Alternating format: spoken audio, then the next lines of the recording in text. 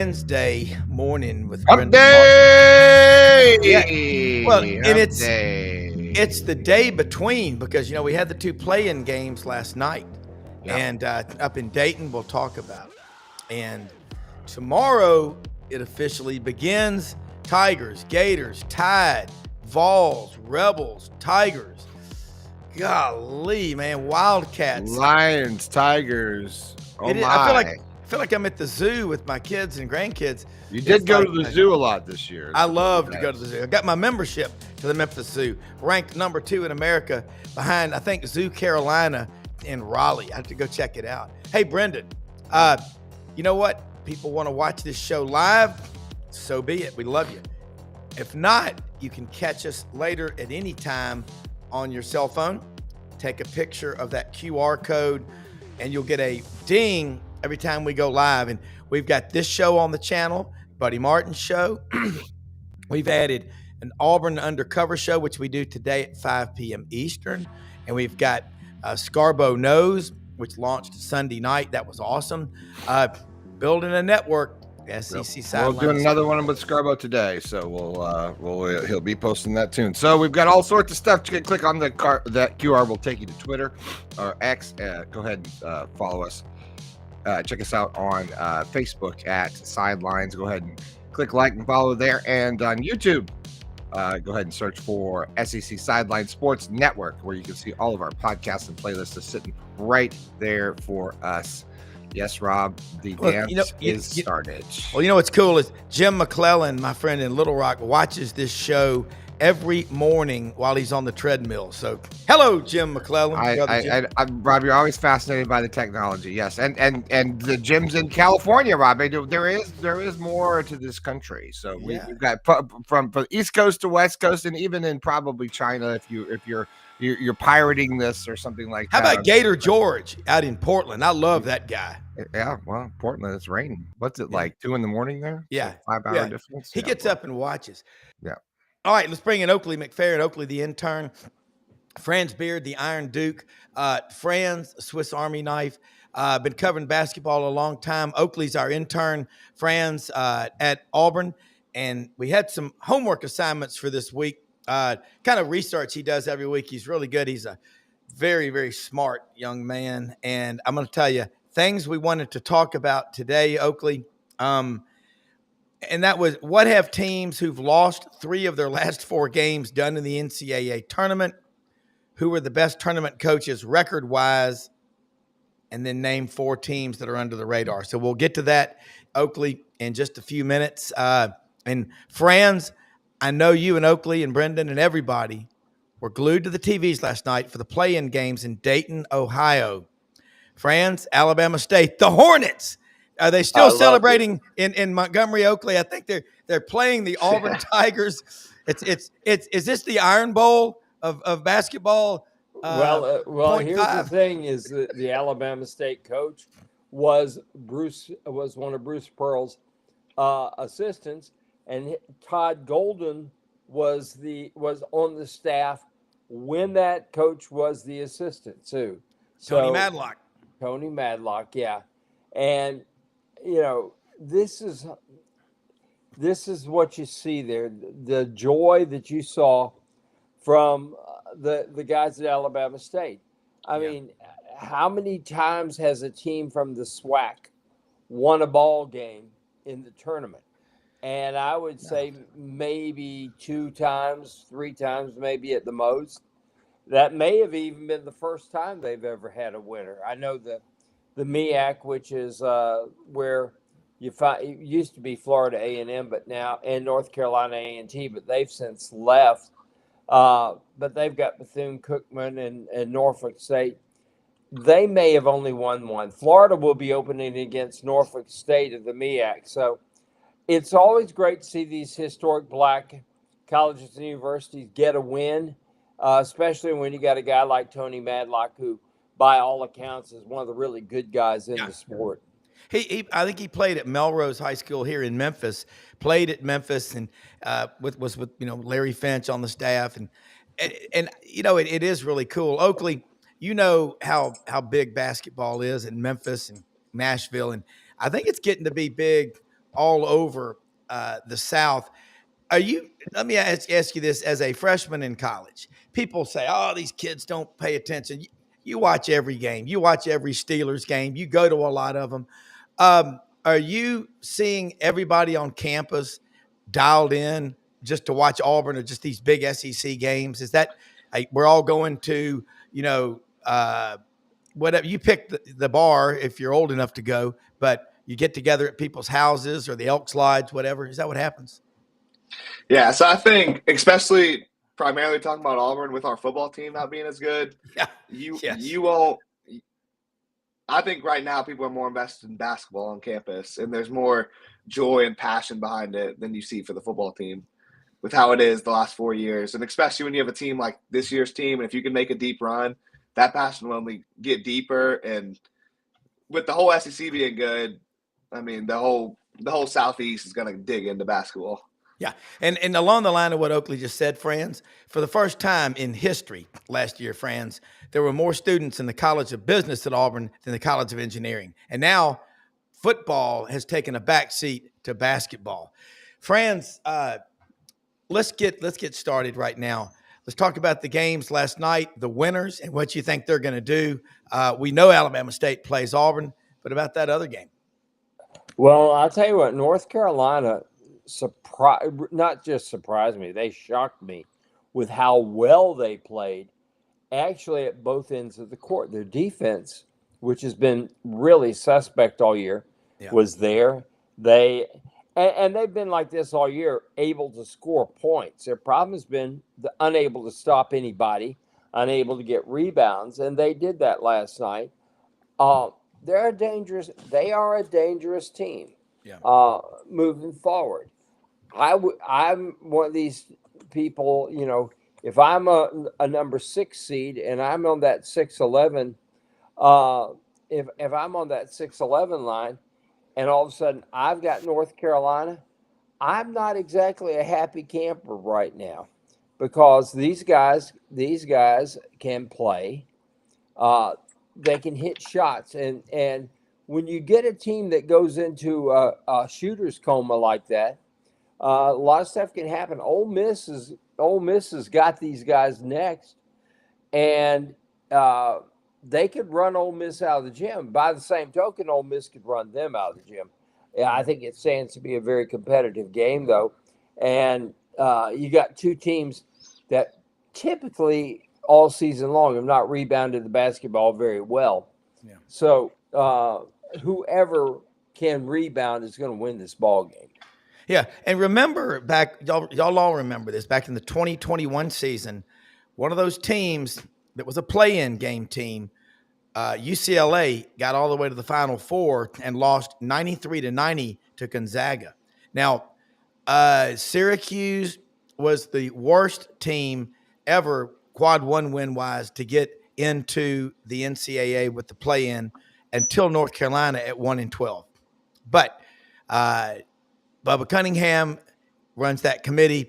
Carolina was getting in, and he gets his $110,000 bonus. That's the way it is. I was born. Most importantly, he didn't have to fire his coach. Yeah, it's been buyout money. That's right. I mean, they ain't cheap. He can justify that with the boosters. Well, yeah. Well, we made the tournament, so how are we going to fire this boy? Yeah, I know. It is expensive to do it. All right, Oakley, let's see what these answers are. And this is interesting. What have teams who've lost 3 of their last 4 games done in the NCAA tournament? I know a little about it, but I'm curious if you found out anything on top of that. Yeah, so so the first team I found was Michigan State, who lost 5 of their last 7 going into the tournament last year, and they ended up getting bounced in the second round. Then Iowa 2 years ago lost 4 of their final 6 games, and they lost first round to Auburn. Yeah. Then 3 years ago, LSU is a 6 seed, lost 4 of their final 7 games, and lost an 11 seed in the first round. So definitely not a great territory Auburn's in, with no one making it past the second round. But yeah, that is. Yeah, and they were all, I think a couple of them were quad one losses. All right, next question. Who are the best coaches tournament wise, record wise in here. I know some of them, but there's always that obscure guy at a place like St. Mary's. Yeah, well, the top four were kind of the ones you would guess: John Calipari, Bill Self, Tom Izzo, and Rick Pitino. The vampire. So, kind of the blue blood coaches of college basketball. Yeah. Well, interesting. Okay, go ahead, friends. Lest we forget too, Calipari and Bill Self were Larry Browne's assistants when Kansas made its run 1988 to win the national championship. So this is going to be a battle of two very close friends, old colleagues, who went behind the ears because Self came from Oklahoma State and Calipari, I don't know where he came from. All I know is he started when he started his career, he was at UNC Wilmington until he spent too much time at the Crescent Bar down on Wrightsville Beach, and ended up going to a Division II school up in Pennsylvania. I don't know where he was an assistant before he was at Kansas, but that's a pretty great staff when you think about it. You got 3 Hall of Fame coaches all on the same staff, and the only one ever, Oakley and friends, to win a college national championship, Larry Browne at Kansas, and an NBA championship with the Knicks, New York Knicks. So is that Larry Browne's the only coach? He didn't coach the Knicks. No, he coached somebody, but it wasn't the Knicks. Yeah, it was. Yeah, because the Knicks have never won it. I'm sorry. The Knicks haven't won since Red Moses walked the earth. Well, that was Red Holtzman. That was Earl Monroe, Dave DeBuscher, Bill Bradley, Willis Reed, coming off the bench, Mike Reardon, Dave Stallworth. That was a great team back in those days. Beat the Lakers, and that was the Willis Reed game when Willis Reed came off the bench. Good trivia question. Where did Willis Reed play college ball?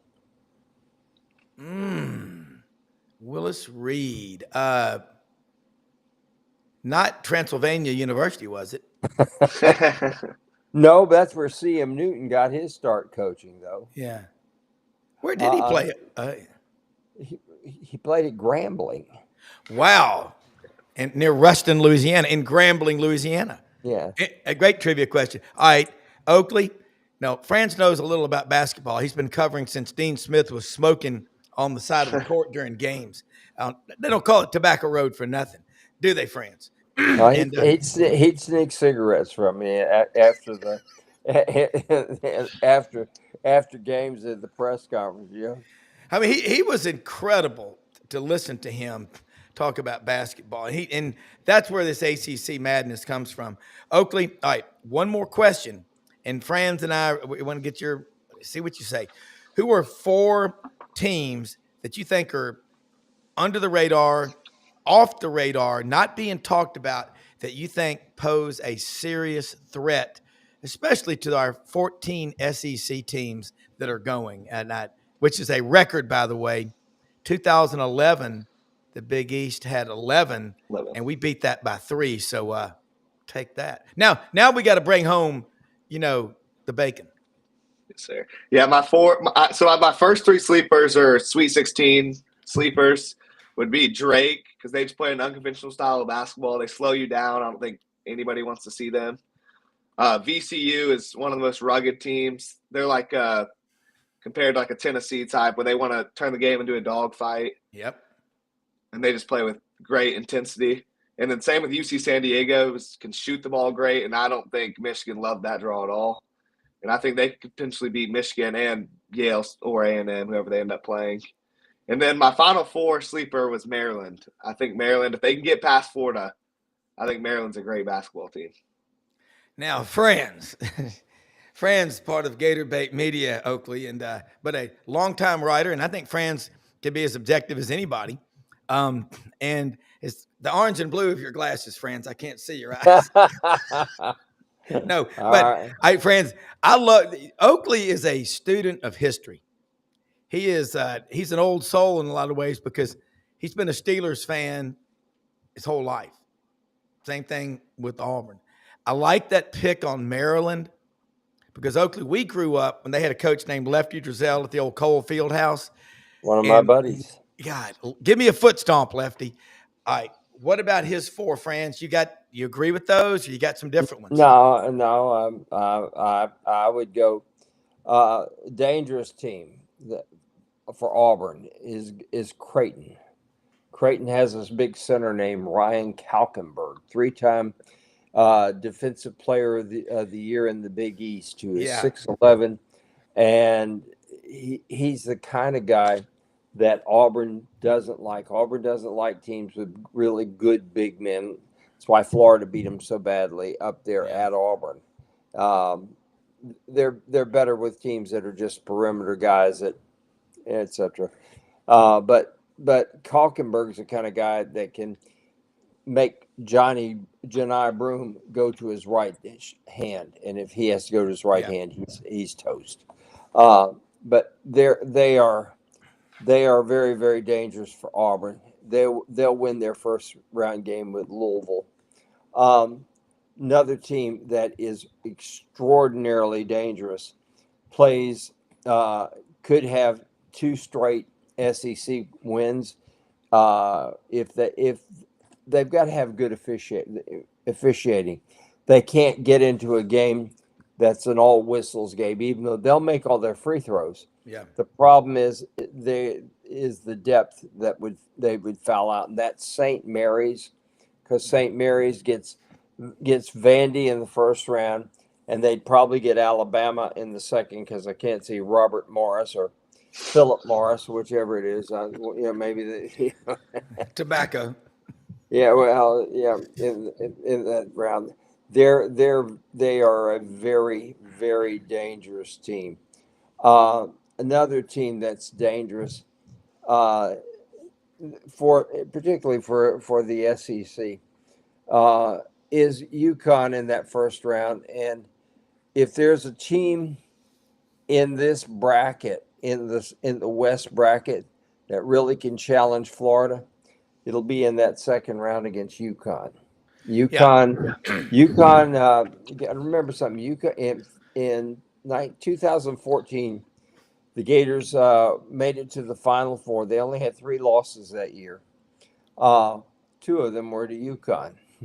Their first loss was to UConn up there, and that's when Scotty Wilbekin couldn't play. And the second one was at the end of the year. Wilbekin was able to play, but UConn was healthy, and they won that game. For some reason, UConn has had Florida's number in the past, but I think they're the more dangerous team. I think Maryland gets upset by Grand Canyon first round. All right. Really? All right. Yes. Oakley. Yeah. Go ahead, friends. And my final team in there that I think is going to be very, very dangerous, McNeese State. Yeah. I'm telling you right now, McNeese State is dangerous. And we have a coach who's going to be coaching for his next job, which apparently is going to be North Carolina State. And that's Will Wade. Oh, God. And Will Wade was an NIL pioneer. He was only problem was it wasn't NIL then. It was called a little early. It was called cheating. Yeah. But Will Wade wins everywhere he's been. Yeah. And that's the secret of, you look at coaches' resumes. What did they do before they got the big job? It's like Bill Self. He won at Oral Roberts. He won it at Illinois. Then he goes to Kansas. He has a track record of winning. Yeah. And Will Wade has a track record of winning.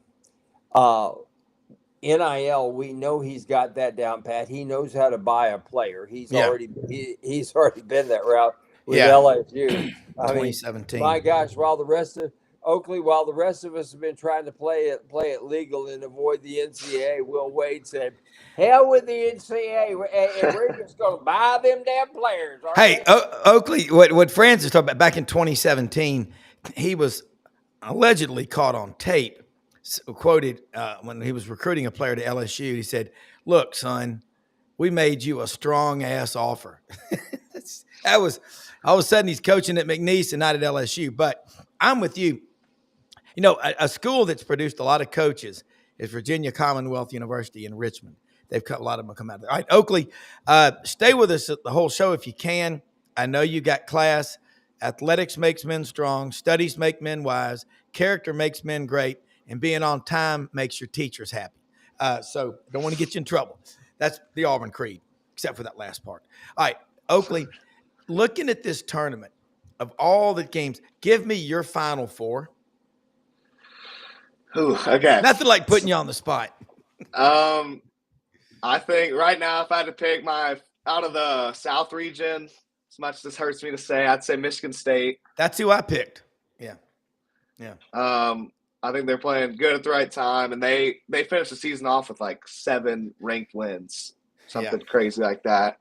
I think Florida's hard to pick against. No team's playing better than Florida. Yeah.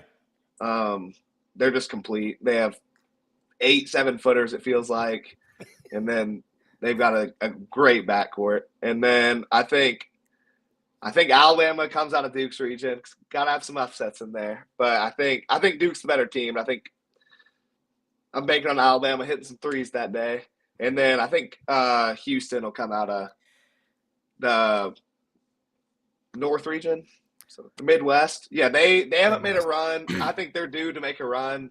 They have more offense this year than they normally do, and they're one of the top defensive teams in the country, as they always are. But they've got offense this year. No, that's exactly Kevin Skarbinski on it. We launched another show, his new show on our channel Sunday night, and Franz and I were on there. He put us on the spot. I mean, the ink wasn't dry on the brackets, and I picked Michigan State, Florida, Houston, Alabama. And who do you have? We're thinking on the same level. This is wild. Who do you have playing for the national championship, and who do you have winning? I'd have Florida versus Houston, and I'd have to pick Florida. That is exactly who I picked. Were you watching the show? Scarbo knows. Wow. And again, I hope I'm wrong. In the interest of full disclosure, I'm an Auburn grad. Kind of love that school, but you got to be objective and you got to be agnostic when you pick this stuff. Oakley, before you go, I got to ask you another one. Who would be your long shot, to blow up the party? Why is it Duke, Cooper Flag? We don't know his status. So, I mean, he'll play, but he'll never be fully healthy this tournament. And he has a similar injury to what Janai Broome had with his ankle. But Broome doesn't really rely on his athleticism. Cooper Flag is jumping and cutting and running a ton more than Janai Broome is. So I don't think he'll ever be 100% this tournament. And folks, call it by its right name, Duke. D-O-O-K. They even have a parade every year before the football game down Franklin Street in Chapel Hill called the Beat Duke Parade. They don't like each other. And by the way, Oakley, along the lines of what Franz is saying, Auburn gets the overall number 1, goes to Lexington. Now, I'm going to be in Atlanta. I've got to go to Birmingham next week and then be in Atlanta for my wife's spring break to see Mallory and the granddaughter and Tyler and everybody. Auburn better get to Atlanta because I'm going. I'm going to be there, and I'm going, and I hope you'll come up there and make it. But I got to ask you about this Lexington region that Auburn's in. Franz is right about Creighton or Louisville. Well, the thing with Louisville is they'll have a big home court advantage, I would assume. It's about an hour and a half away, but Creighton's definitely the better overall team, and their big man is one of the top bigs in the country. So I do think that's a bad matchup for Auburn. Also, I think Michigan's a bad matchup for Auburn. They have 2 great bigs that can stretch the floor, as we saw Danny Wolf last year into our tournament. A&M, Auburn's never been good against A&M. Rock fight.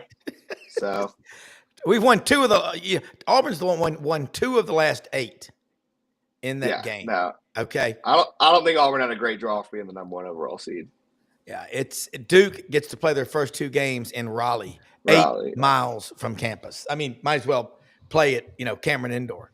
What the hell? Yes, sir. All right, Oakley, academics first. And we're going to get you on again here before next week, I think, because we're going to be doing a lot of stuff in this tournament. It's going to be an incredible tournament. If you see, Chad Baker-Mazara is already gone, but you know what? Is he popular on campus, by the way? He is. He shows his face a lot. He's a big personality on campus. Shows his face and a lot. Yeah, you're right. I love the guy. He's competitive. He's from the Dominican Republic. You never have to worry about him being fired up to play. All right, Oakley, how do they follow you on social media? And we'll let you go. I'm Oakley.McFerrin across all platforms. So the man of all platforms. Yes, sir. Thank you so much for having me on. Hey, absolutely, man. Love it.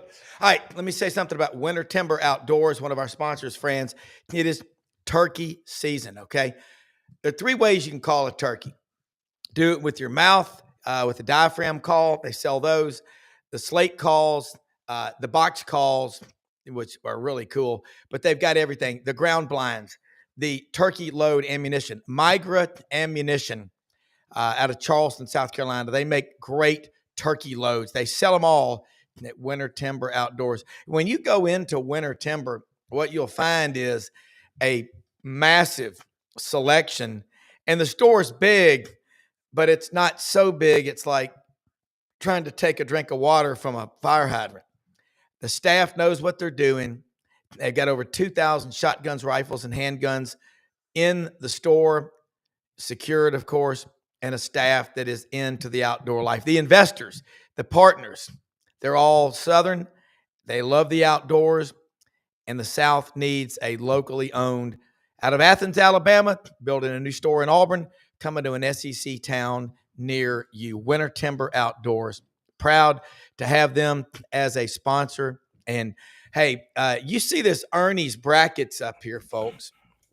Get into that. Take a picture with your cellular phone and take a picture and fill out your brackets. Ernie March Madness Tourney. Get in there and make it happen. Loren Meadows joins us right now. And our lineup today, a little different. Normally Dudley Dawson, Hogville.net. He switched to tomorrow. Vince Ferrara.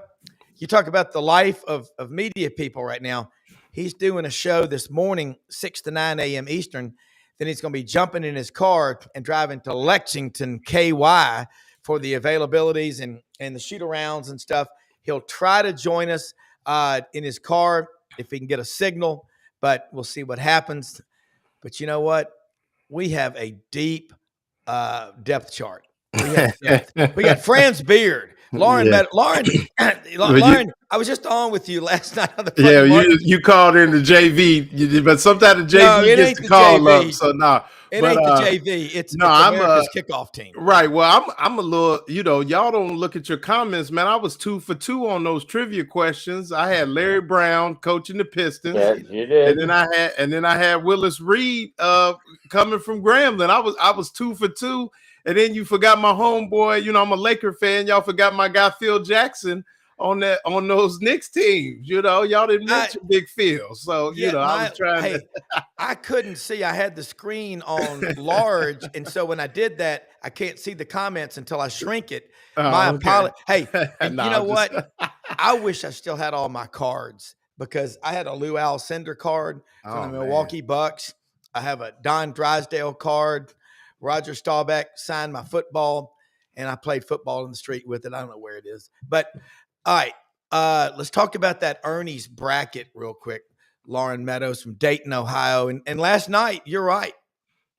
That's a bad, big-ass deal. Those play-in games up in Dayton, Ohio. The aliens were in attendance. They were there at courtside. North Carolina. You start dog cussing somebody and telling them how bad they are. They're still North Carolina. And I just checked. Every school that beat North Carolina this year celebrated. They rolled Toomer's Corner. They went crazy. They banged on pots and pans. I don't think they deserve to be in the tournament, but now they're in there. And they're North Carolina. They're still. Be honest. It's about the brand and money. Yeah, I mean, no doubt. Okay. I mean, the tournament is better. It's just like college football. We talk about the teams. We love when those blue blood teams are relevant again, obviously. But it's the same thing in basketball. I mean, UNC is basketball. I think we've all spent some time, cut our teeth down there on Tobacco Road. I lived in Durham for some time. And it's the brand. I mean, it is. And the tournament is better for it. And even for Dayton to get a school like UNC in the first four, I mean, that's a dream. I mean, those people in Dayton have really fought for that tournament to keep it there. Shout out Mayor Nan Whaley, who did a great job fighting for that thing. And yeah, I mean, it's just one of those brands that you got to have it. It's the Jordan brand. It's all of those things that go into it. And I mean, let's face it, this isn't the first time and it won't be the last. But now you look at the way they did San Diego State up there in Dayton at UD Arena, and you talking about a team that with 4 minutes to go was up 14 on Florida in the Jordan Invitational. I was there. I mean, Florida had to dig deep, and I think for as much as that was a big step for Todd Golden and his team, it may have knocked Hubert Davis and his team down a little bit during that time. But if you filling out your Ernie's bracket, and we encourage everybody to get involved in this Ernie's bracket, we're going head to head with the Auburn folks. Like we said, SEC schools talk, Florida wins. So we want to take it to those people up at Auburn. I think a lot of people underrate the Auburn-Florida rivalry. So, fill out your brackets. We're going head to head, but then ultimately you can win you some money. And I want that traveling trophy. That's what I want. I want to be able to come on SEC sideline and put that trophy out there and show people what it is. But yeah, I mean, now you got to look at North Carolina. And I mean, you talk about, them coming in, kind of rolling.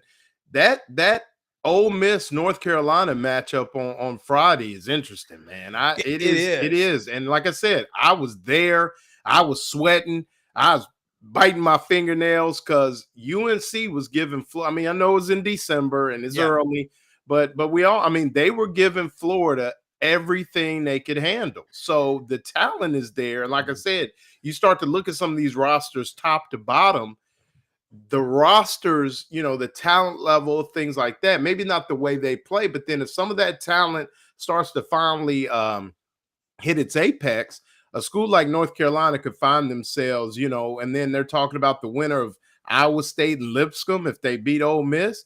Mm-hmm. And now you got a playing team that's in the Sweet 16. So, well, all right, here's the question I've got for you.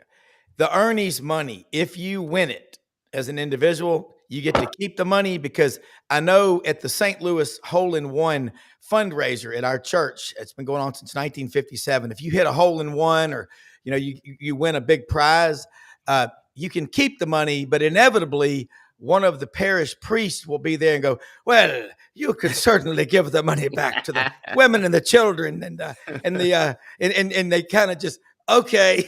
So you get to keep that money. Because I used to we would win the canoe race from Memphis in May. We'd each get $100 bill, whichever one of my kids would be closest to me got the 100. And then it all started going to the church health center. I couldn't argue with that, but I love winning. I hate losing. I hate losing an intra-squad scrimmage. And no doubt. Anyone Absolutely. That's okay with losing, I just can't. I don't care if you've just won that's why I didn't pick Auburn to get to the Final Four, is because they lost 3 of the last 4. And I'm not saying they're not good, and I hope I'm wrong, but some problems, you got to winning begets winning. And the opposite is, begets more losing. But Auburn's biggest challenge will be Creighton. I know. It is not Michigan State or Louisville. I mean, whoever they play. No, they can't. Louisville will not beat Creighton. Michigan State will not make the Final Four or win the national championship. That's a myth. It's another Big Ten myth. The Auburn has a very easy path to the Final Four if they can get by Creighton. I'm just trying to short a stock market. I'm trying to short Auburn. That's what I'm saying. Trust me, I'd like to see them win it all. You think if you support them, you'll jinx them, Rob? No, it's not that. Yes, it is. Come Well, on, be honest. I'll give Rob You'll credit. jinx 'em. I mean, the one thing I You'll like about Rob is you're the one guy that you're not. I mean, and correct me if I'm wrong. I mean, and maybe I don't want to admit you might lose some viewers because of this, but you're just lukewarm on Janai Broome. You haven't been like all in. I mean, you like the guy, but you haven't been. He's been the hot name since basically Maui Invitational, but you've kind of kept that at arm's length to your credit. Am I right about that, Rob? Well, the reason I do that is I always look at a team in football or basketball. How do you do against the absolute best competition that you face? And what you do against other teams is that's one category, but I compartmentalize it. I love the guy.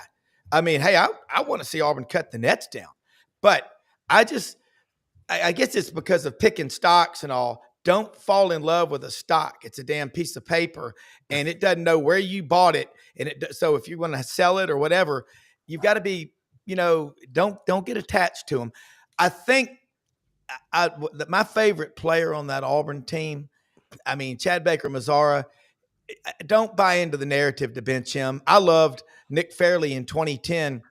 There's always a bad guy. There's a villain out there. But I think Janai should be National Player of the Year. But I just want to see, like Fran said, Auburn doesn't match up well with those big teams.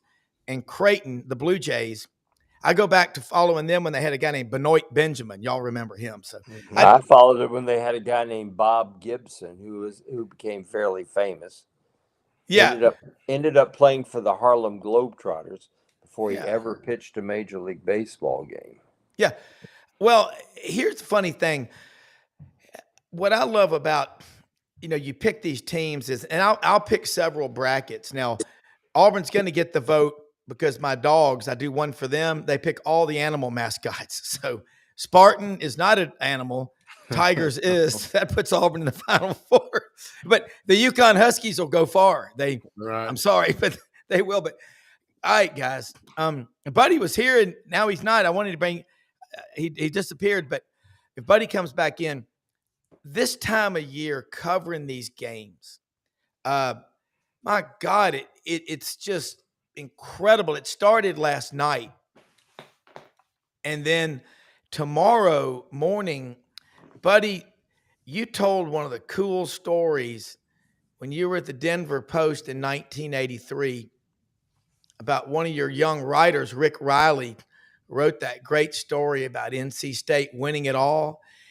And you said, Rick, guys, great story there. It looks great. But you left out the score.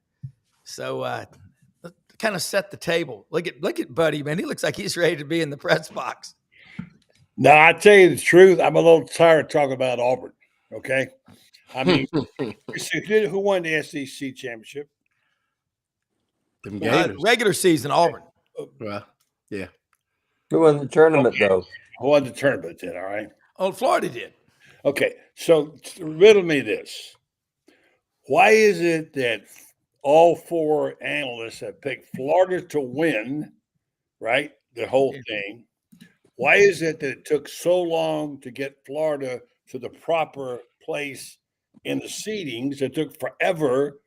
Almost defiantly, they waited around. I'll tell you why. Part of it was because they were so lost up in Alabama and enamored with the basketball rematch of between Alabama and Auburn.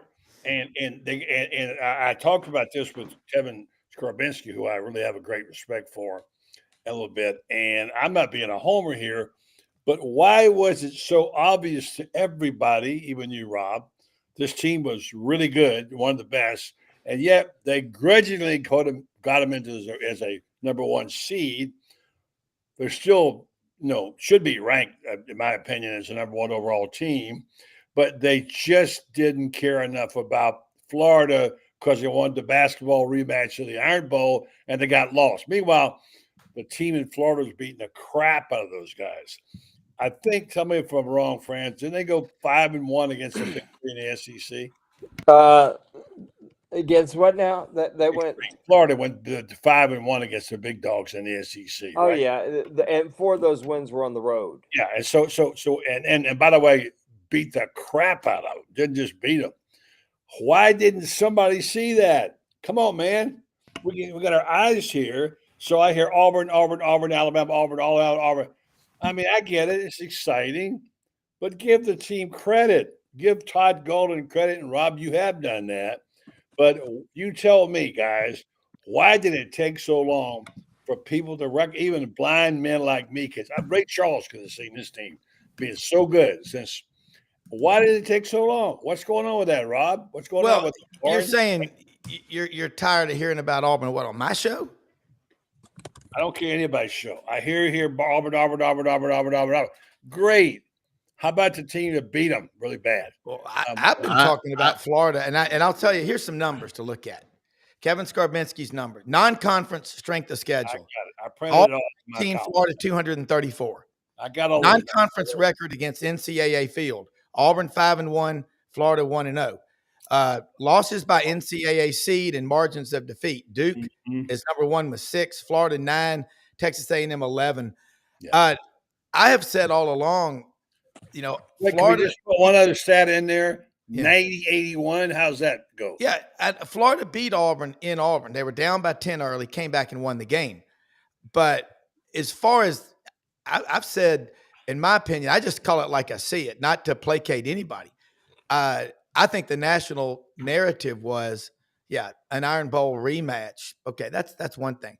But Florida, as far as not getting respect, I mean, they've been in that top 4, and the NCAA, the way they do the seats, barely in the top 4. Yeah, and that part right there when Handlockton came back and took off his red shirt, that was a big deal because they needed him. And when he did that, I think Florida, they all bought in. But Florida was already on their way. They were beating those teams without him. I mean, that's when Handlockton came back. It was like somebody in Ethiopia who's been searching for years, who found the missing link to discover that we did not descend from chimpanzees. I mean, well, I think one of the things I think, buddy, is and I'm just reaching. This may be the only thing is. Todd Golden to the world is still kind of a new guy. And so I think, sometimes we have a tendency to either fall in love, like Rob says, with the name on the chest, or maybe the guy leading the pack. And you got guys like Bruce Pearl and Nate Oates who have been to Final Fours, where Todd Golden should and hopefully is on his way. I think it's just that. I mean, because like you said, anybody that's got eyes and can look at scores and numbers, I mean, Florida's right there with any team in the country, if not the most complete team in the country. I just think we still have a tendency in a world where we work on this news cycle where we grandiose things, guys like Bruce Pearl, Nate Oates, names like Duke, even a guy like Kelvin Sampson, just they hold more for the people that want to get, Duke is almost like a lunch pail type of team. They just put their head down, go about their business. And I think it's just one of those things. I think, it's just the personalities, but I agree. I mean, I'm with you and we talked about it. Good enough. That's just not good enough. Well, I mean, I think that's the only thing we can go to, because otherwise, well, Florida's really good. They got all those dudes. They got more than all those dudes. Give them the names are terrific players. No, I agree. I mean, I don't get on my soapbox very often. Bruce Pearl came out and said yesterday, Florida's the best team. They ought to win it all. Okay. We kind of knew that, didn't we, guys, a couple of weeks ago, friends? Yes, we did. And the best player in the country plays for Florida. His name is not Cooper Flag. His name is not Janai Broome. Janai Broome, let me say this about Janai Broome. He has not been the same since he had that high ankle sprain, but he's played through it. And he's played, to his credit, he has played at a seriously high level despite the ankles. That Walter Clayton Jr. has been playing on a bum ankle too, that he suffered at Tennessee, and he missed a ball game for it, but he's continued to play through it. He's been playing on a bum ankle, and yet I don't know that there. You can talk about Cooper Flagg all you want to. The great white hope out of Duke. I mean, let's be real. That's what he is. And then you got Janai Broome up there at Auburn, who is a great player playing for a great team, but nobody does it more. Does more. I mean, this shows you how valuable Cooper Flagg was. They win the ACC without him. Okay. Meanwhile, Florida goes out there and just steamrolls 3 straight ranked teams, despite the fact that everybody's saying, boy, Missouri beat them once, they could beat them again. Florida blew them out the door. And then they ain't going to get Alabama twice. They beat them worse the second time than they did the first. And then they get to Tennessee, and they have to endure Joe Lindsey calling 800 fouls. What was the final tally? 901 free throw shot in that game. I mean, my goodness. Yeah. Well, here's the thing, France. The thing about this, I give just due to Auburn and Bruce Pearl. What a fantastic year he's had. I don't like him saying, well, the last 10 games of the season don't count. Hello. That's not Bruce Pearl saying that, buddy. That's the NCAA doesn't take into account the last 10 games. I didn't say that. Okay, yeah. Just make sure, because it wasn't him that said it. I didn't say he said it. Okay, yeah. You just assumed I didn't say that. Yeah. I said in separate statements, I give Bruce Pearl all the credit in the world as a coach. But what league of any kind, anywhere, could ever say the last 10 games of the season don't count? It's stupid. It's because they did it last year. If you remember when Auburn beat Florida 86-67, and you thought, oh, they're going to get a great seed, and they send them to Spokane. But Bruce Pearl, I don't think, handled it right because he made a big deal. Oh, we have to go across the country. That set a bad mindset, and then they get knocked out by Yale in the first round. But, yeah, I know what you meant. The NCAA is wrong to not factor those last 10 games. And Auburn had 16 quad one wins, which was more than anybody in the country, 5 quad one losses. That's big, but everybody with gray matter between their ears knows that Florida right now, yeah, they're playing better than anybody, but they had to stop Sunday after they won. They got to do it again, kind of from a zero start. Now you got to do it 6 straight times, but let's move on. Why I don't care where you know what? Who cares where you're ranked? It's where you finish. Right, let me just add one statement. I want to make sure people understand. I'm not saying that it's not going to be a tough go. It's going to be a gauntlet. I'm scared to death of UConn. Okay, I'm not saying Florida's going to have an easy go of it. They're playing the best basketball right now. Yeah, doesn't mean they'll be playing that way in 2 weeks, like they are. A lot of things can change. Everybody loves Rick Pitino now, and there's all these other storylines. The vampire. It's great. It's fine. But I want to make sure people understand I'm talking about what happened prior to this, and I think it was wrong, and I hate the system. And quad one wins don't mean a damn thing to me when you beat a team straight up and led them by 25 points. I think the system is broken. I think people got to wake up and say, hey, this is not working right. Let's get it right, and let them play for it. Let's see who wins. Here's the thing that the NCAA could have done and didn't do, which would have been smart. You could have put Florida in the South as the number 1 team. You could have easily moved Auburn to the Midwest, send them up to Indianapolis as the number 3, and put Houston 4 in the West. Houston is not going to draw anybody. Period. They don't travel. They don't even play. They're not the kind of brand that's going to travel. You could have just as easily sent them to San Francisco, and you'd have better geographics for this whole thing. Auburn going to Indianapolis. Auburn's going to travel to Indianapolis. That's fine. Florida's going to travel to Atlanta. That's fine. Duke, the Duke myth is going to continue, but Alabama's going to beat them wherever that's played. You think, okay.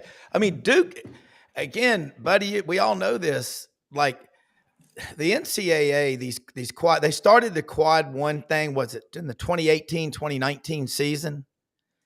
And so you look at, again, we all remember in 21 when UCLA got in on a play-in and got to the Final Four. Gonzaga beat them 93-90.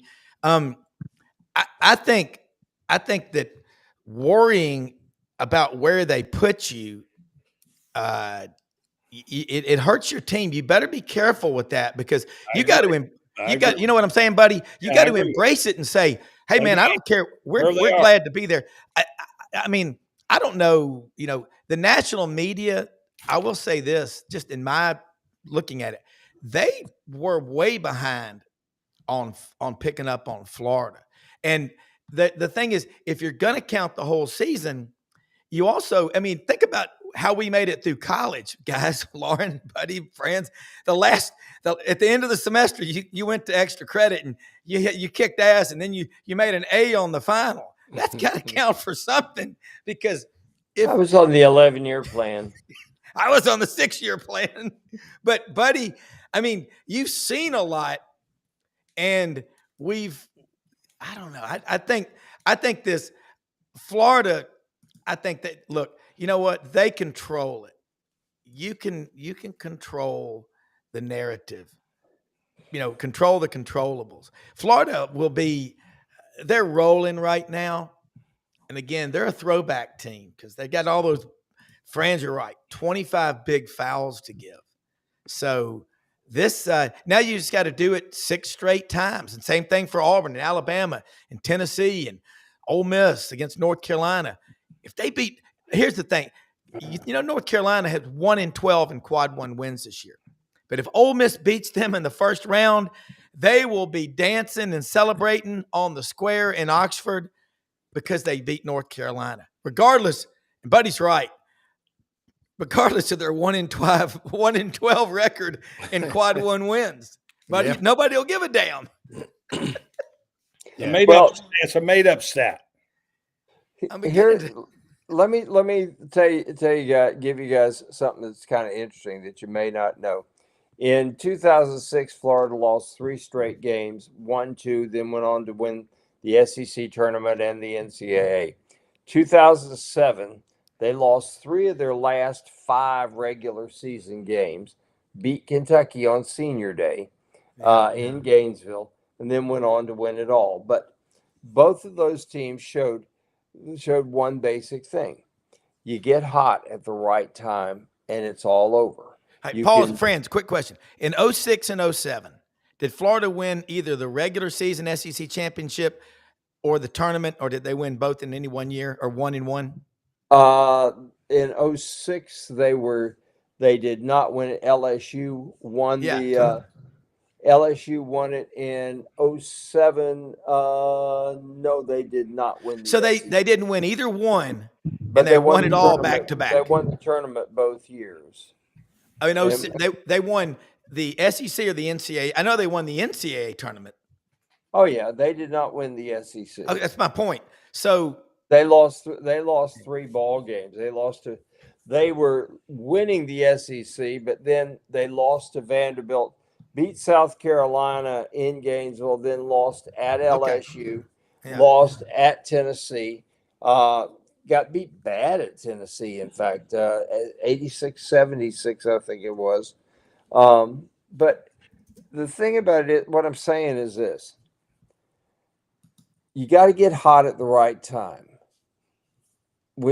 Florida won the tournament both years because they got hot at the right time. And then, they springboarded the tournament into the NCAA.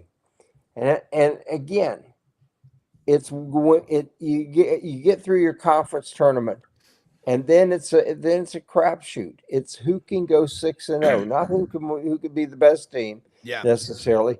Although in 2007, Florida was the best team. I don't think Florida was the best team in 2006, but there was dice rolled that way because George Mason got some upsets in the East, and both UConn and Carolina fell, Duke fell, and those were the teams everybody thought would win it. And then everybody thought LSU would go to the Final Four and win there, because Florida had struggled against Georgetown and then beaten Villanova. So it's a matter of, like I said, you get hot at the right time. That's right. Then there's also that question of who you get in, who are your obstacles Yeah, who's in your in bracket? the way of going 6-0. Big. Mhm. No doubt. Yeah. Well, I mean, Buddy and Loren, and Buddy, you make great points. I'll say this from my perspective.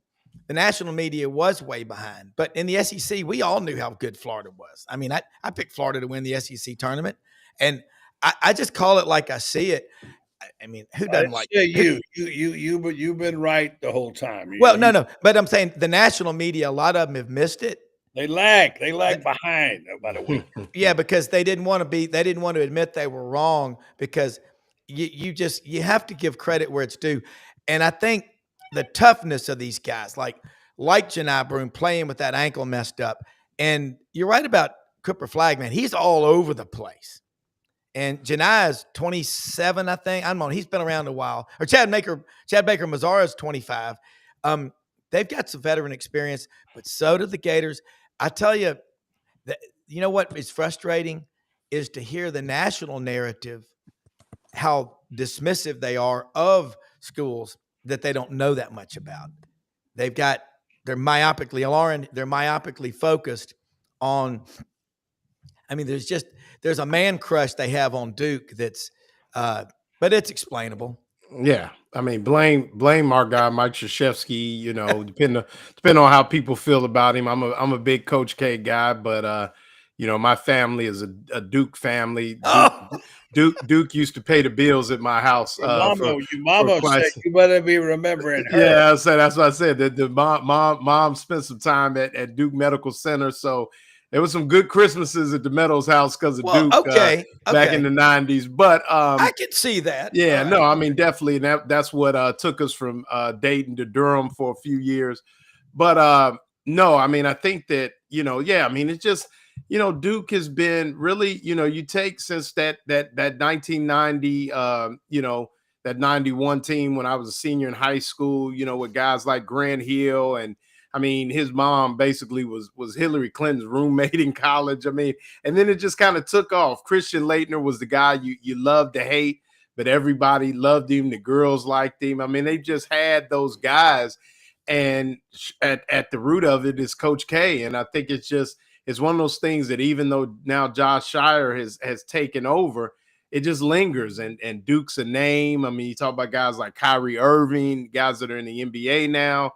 I mean, it's just they love Duke. You got Jason Williams on ESPN. There's Duke's everywhere. I remember. Well, I'll say this. You know, in Dayton, I don't know if you guys remember this guy, Luke Kennard. So Franklin, Ohio, is a big former. Right. Everybody lives in Franklin. Grew up Kentucky fans until Luke Kennard came around. Was Mr. Basketball in Ohio. And all of a sudden, you go to a Franklin game, and everybody's got a Duke shirt on now because Luke Kennard was now going to Duke. 6'7". Yeah, so I mean, it just Duke, and it was so quick. Like, who would ever think all these UK fans would instantly become Duke fans? But it was that easy. It's just Duke, and they just like that flipped the switch. And so, yeah, I mean, Duke is just a brand, man. It really is, and it's like Florida in football. It is just a brand. You know who Duke did not become a brand though until the end of Dean Smith's career, because Carolina was the brand up until then. They were, and even now, I'll tell you right now, and I know a lot of people, and this is not taking anything away from Mike Krzyzewski's career, but having covered both of them and having covered the ACC, Dean Smith would coach circles around Coach K as far as just pure coaching ability.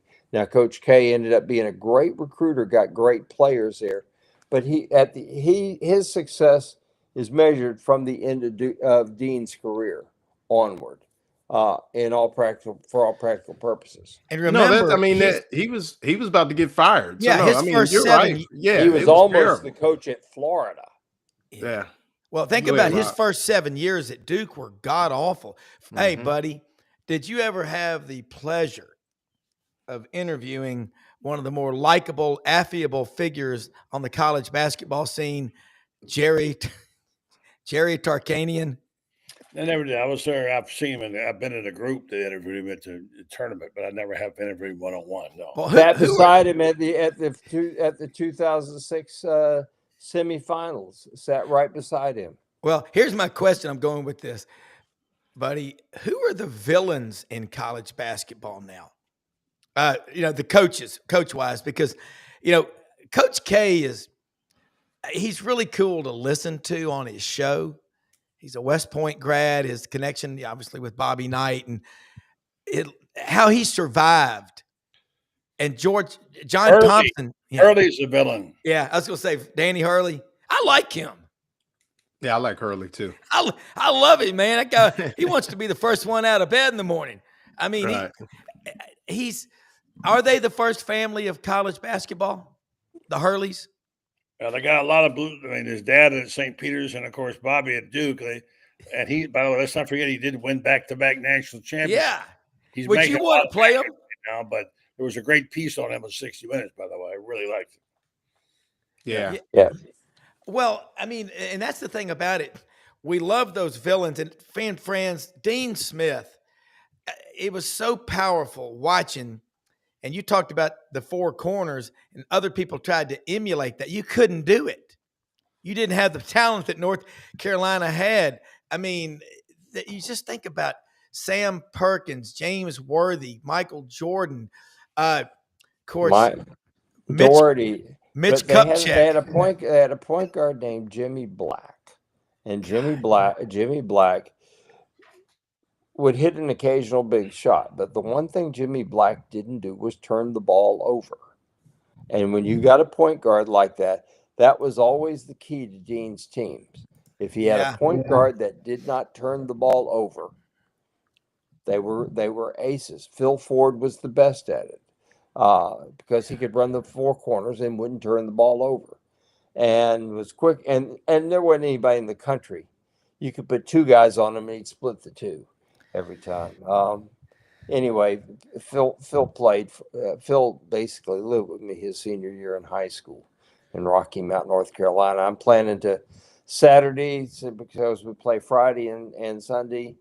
I'm planning to take a little trip 52 miles over to Rocky Mount, North Carolina, and see if I can find the place I used to live. I understand the whole place has changed, and I won't recognize it. Quick question. Michael Jordan from Wilmington, North Carolina? Yeah. That's where our friend yesterday, Tommy Kane, was on the show, who played at NC State. And one of y'all mentioned earlier in this show that Will Wade is likely going to be the next coach at NC State. Yeah. Wow. Now, you know about all the coaches they've lost in the ACC the last 5 years. That is a superstar, strong-ass coach. I mean, Yes, he really is. Let me throw one other thing at you, Rob. Yeah.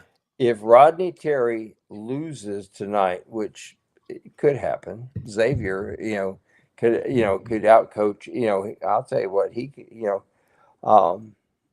Sean Miller could outcoach him and win that game easily.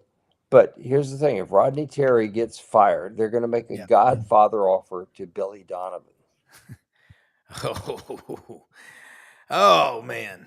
At Now, Texas, you want to talk about all of a sudden, if the SEC's got Billy Donovan, John Calipari, Rick Barnes, Bruce Pearl, NATO, Todd Golden, Chris Beard of the Texas Beards, Mike White, who's a very good coach, but he just happens to be at the armpit of the South, which is Athens, Georgia. General Sherman's only mistake was he didn't venture over to Athens and burn the place down and salt the earth so nothing would grow there for 100 years. I tell you, Mike White is trying to, in 122 years of basketball at Georgia, 122 years, they've won the SEC tournament maybe twice. I think they won the SEC 2 or 3 times.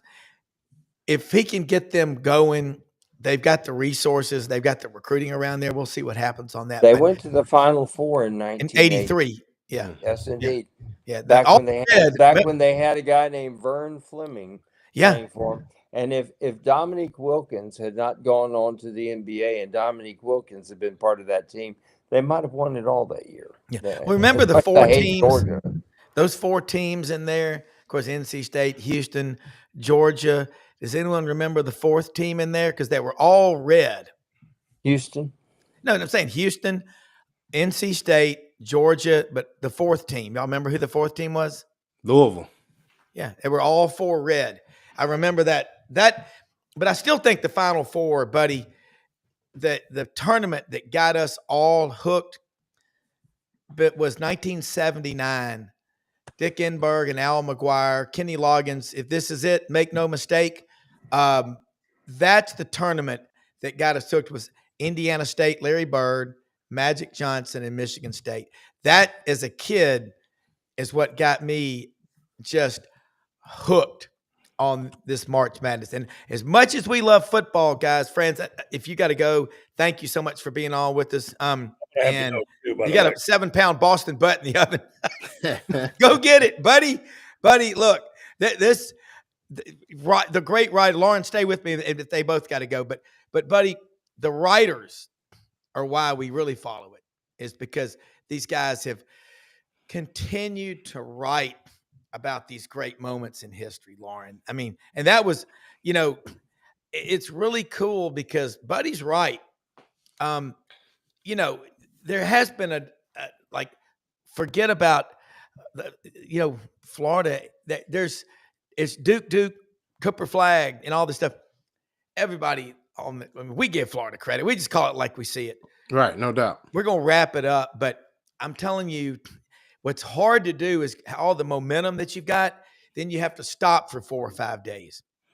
You know, that's the thing that you just hate about the tournament. And then the reviews in basketball are getting to be as annoying as the reviews in football. Right. Well, I think, from a coaching standpoint, I'll put my coaching hat on. The one thing that I'll say about the time in between is, from a coaching standpoint, I was always told rest is underrated.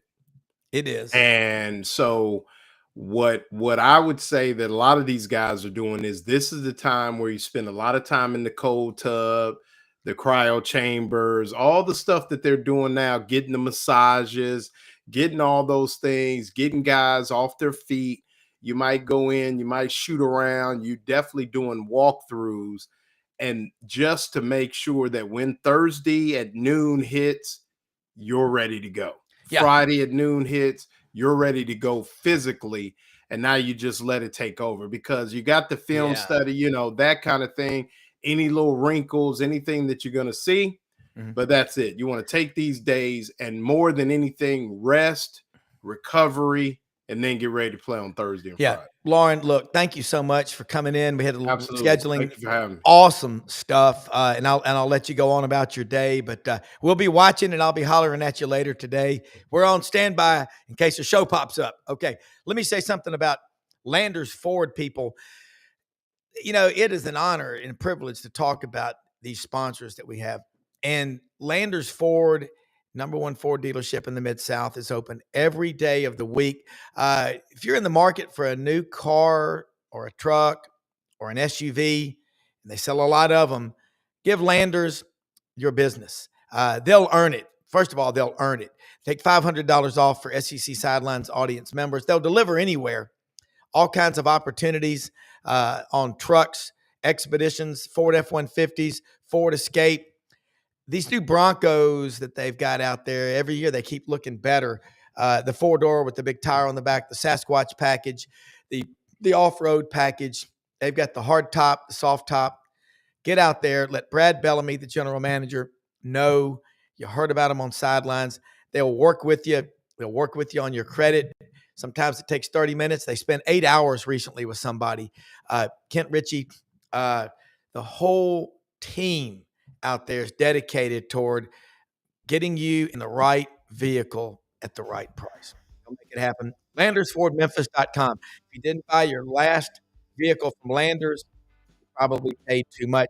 And you've got My Town Roofing, great sponsors like Hewlett and Dunn. Hewlett and Dunn is on the historic square in Collierville, Tennessee. And, get on there. Go to HewlettandDunn.com. Order you some boots, great looking women's clothes, men's clothes, kids' clothes, toys. They've got the cap guns. They got everything in there at Hewlett and Dunn. Jewelry, great looking stuff for women. Purses, these new Barber purses for the ladies. Man, get out there, ladies. Go get one for your wife. You want to get some bonus points because she'll be a basketball widow through Monday night, late April 7th. She'll be watching so many games.